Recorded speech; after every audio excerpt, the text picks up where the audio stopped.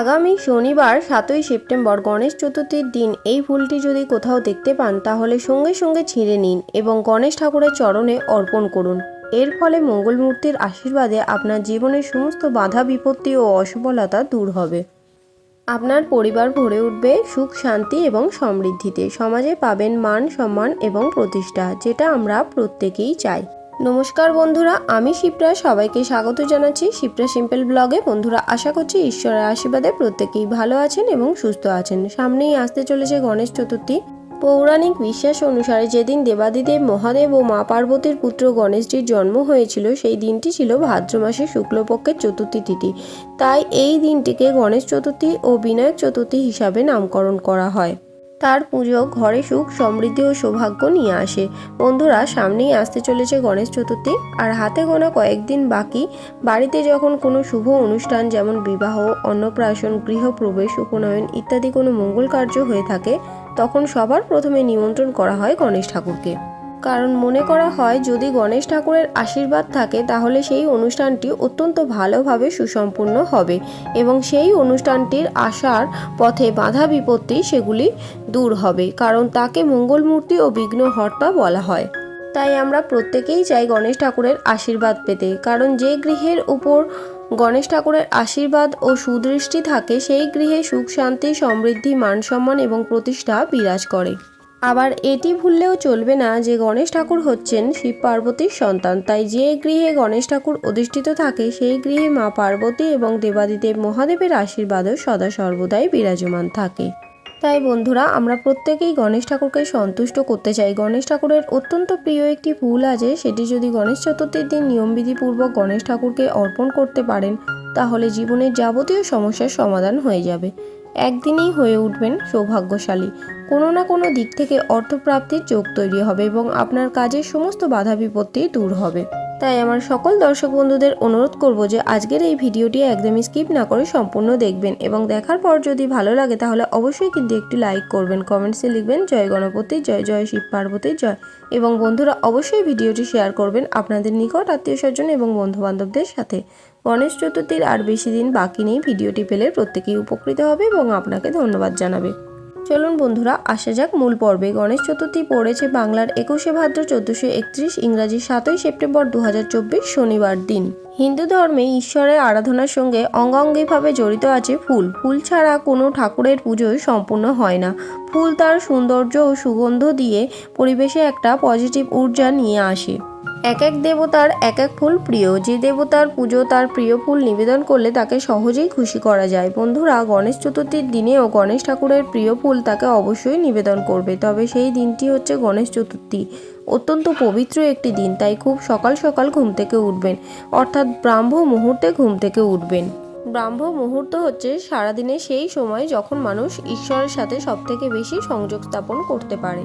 তাই যদি জীবনে সুখ সমৃদ্ধি পেতে চান তাহলে দিনের শুরুতেই বিছানায় বসে আপনারা মনে মনে গণেশ ঠাকুরের নাম স্মরণ করুন এবং মনে মনে বলবেন ওং গাং গণেশায় নমঃ, ওং গাং গণেশায় নমঃ, ওং গাং গণেশায় নমঃ। 3 বার এই মন্ত্রটি বলে দিনে শুরু করবেন এবং গৌরী শঙ্করের নাম নিয়ে নেবেন। তারপর আপনারা দিন শুরু করতে পারেন এবং সেদিন খুব সকাল সকাল স্নান সেরে নেবেন এবং তারপর আপনার বাড়ি থেকে পার হয়ে আশেপাশে দেখুন যদি কোথাও এই ফুলটি দেখতে পান। যদি আপনার বাড়িতে বাগানে এই ফুলটি হয়ে থাকে তাহলে তো অত্যন্ত ভালো, কিন্তু যদি আপনার বাড়িতে এই ফুলটি না পাওয়া যায় তাহলে জোগাড় করার চেষ্টা করুন। বন্ধুরা, কিনে তো অনেকেই নিয়ে আসবে, কিন্তু যদি আপনি জোগাড় করতে পারেন তাহলে তার মূল্য কিন্তু অনেকটাই বেড়ে যাবে। বন্ধুরা, এই বিশেষ ফুলটি হলো টকটকে লাল রঙের জবা ফুল। শাস্ত্র মতে গণেশ হলেন জ্ঞান, সিদ্ধি, সুখ, সমৃদ্ধি এবং সৌভাগ্যের দেবতা। গণেশ ঠাকুরকে যদি গণেশ চতুর্থীর দিন একটি টকটকে তরতাজা লাল জবা ফুল নিবেদন করতে পারেন তাহলে গণেশ ঠাকুরের আশীর্বাদ অবশ্যই পাবেন। জবা কুসুম অর্থাৎ লাল জবা ফুল গণেশ ঠাকুরের অত্যন্ত প্রিয়, তাই তার পুজোয় এই ফুল নিবেদন করলে তিনি সমৃদ্ধি দান করেন এবং শত্রু নাশ করেন। গণেশ চতুর্থীর এই পুণ্যতিথিতে ঘরে একটি লাল জবা ফুলের গাছ লাগানো অত্যন্তই ভালো।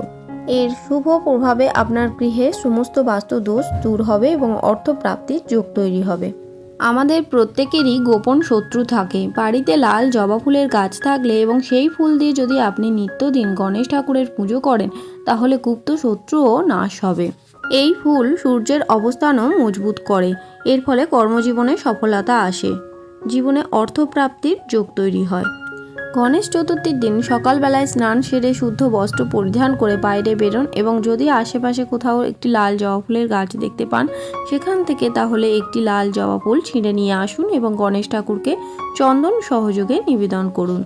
এর ফলে আপনার জীবনে দুর্যোগ ও দুর্ভোগ কেটে যাবে এবং সৌভাগ্যশালী হবেন রাতারাতি। বন্ধুরা, দ্বিতীয় যে ফুলটি গণেশ ঠাকুরের অত্যন্ত প্রিয় কিন্তু অনেকেই হয়তো জানেন না, সেটি হচ্ছে আকন্দ ফুল। শুধুমাত্র শিব ঠাকুরের নয়, গণেশ ঠাকুরেরও আকন্দ ফুল অত্যন্ত প্রিয়। তাই নয়, মনে করা হয় যে শিব পার্বতীর সন্তান গণেশ ঠাকুর আকন্দ গাছেই বিরাজমান। আকন্দ গাছের শিকড় দেখতে অনেকটা গণেশ ঠাকুরের মতো। তাই বন্ধুরা, এই আকন্দ ফুলও গণেশ চতুর্থীর দিন গণেশ ঠাকুরকে নিবেদন করতে পারেন। আকন্দ ফুল নিবেদন করলে সংসারে সুখ ও শান্তি বিরাজ করে।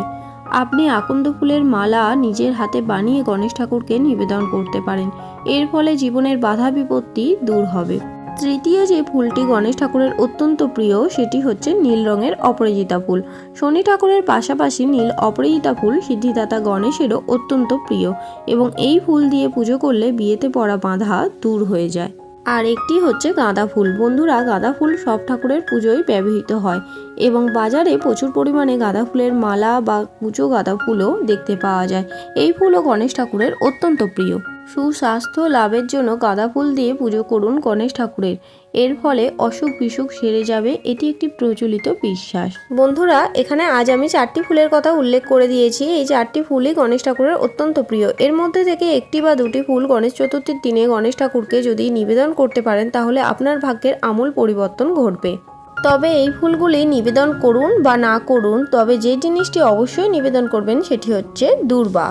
দূর্বা ফুল নয়, তবুও গণেশ ঠাকুরের পুজোয় দূর্বা ঘাস নিবেদন করতে হয়। দূর্বা ঘাস ছাড়া গণেশ চতুর্থীর পুজো অসম্পূর্ণ থেকে যায়। দূর্বা গণেশ ঠাকুরের অত্যধিক প্রিয়, কিন্তু কেন দূর্বা গণেশ ঠাকুরের এত প্রিয় সেটি হয়তো অনেকেই জানেন না। পৌরাণিক কাহিনী অনুসারে পুরাকালে অনালসুর নামে এক অসুর ছিল। তার শক্তিতে পৃথিবী আকাশ উভয় ক্ষেত্রেই ত্রাস সৃষ্টি করেছিলেন। ঋষি এমনকি দেবতারাও অনালসুরের আতঙ্কে ভীত হয়ে ভগবান শিবের কাছে এসে তাদের দুর্দশার কথা বর্ণনা করলেন এবং অনালসুর থেকে মুক্তি পাওয়ার জন্য প্রার্থনা করলেন। শিব বলেছিলেন একমাত্র শ্রী গণেশই অনালসুরকে বধ করতে পারেন। এরপর শ্রী গণেশ অনালসুরকে গিলে ফেললেন। এর ফলে শ্রী গণেশের পেটে প্রচণ্ড জ্বালা পোড়া শুরু হয়। তার পেটে জ্বালা পোড়া কমাতে অনেক রকম ব্যবস্থাও নেওয়া হয়েছিল, কিন্তু কোনো স্বস্তি পাওয়া যায়নি। এরপর ঋষি কাশ্যপ দূর্বার 21টি পিণ্ড তৈরি করে শ্রী গণেশকে খাওয়ালেন এবং দূর্বা খাওয়ার সঙ্গে সঙ্গে তার পেটে জ্বালা যন্ত্রণা কমে গেল। সেই থেকে দূর্বা শ্রী গণেশের অত্যন্ত প্রিয়। গণেশ চতুর্থীর পুজো 21টি দূর্বা ছাড়া অসম্পূর্ণ। তাই গণেশ ঠাকুরের প্রিয় ফুলের সাথে সাথে অবশ্যই গণেশ ঠাকুরকে 21টি দূর্বা নিবেদন করবেন। আজকের পর্বটি আমি এখানেই শেষ করছি। আশা করছি আজকের ভিডিওটি আপনাদের ভালো লাগলো এবং একটু হলেও উপকারে আসলো। ভিডিওটি ভালো লাগলে অবশ্যই কিন্তু লাইক, কমেন্টস এবং শেয়ার করবেন। বন্ধুরা, চ্যানেলে নতুন হলে চ্যানেলটিকে অবশ্যই সাবস্ক্রাইব করবেন। দেখা হবে শিপ্রা সিম্পল ব্লগের আরও একটি নতুন পর্ব নিয়ে। সবাই খুব ভালো থাকবেন, সুস্থ থাকবেন।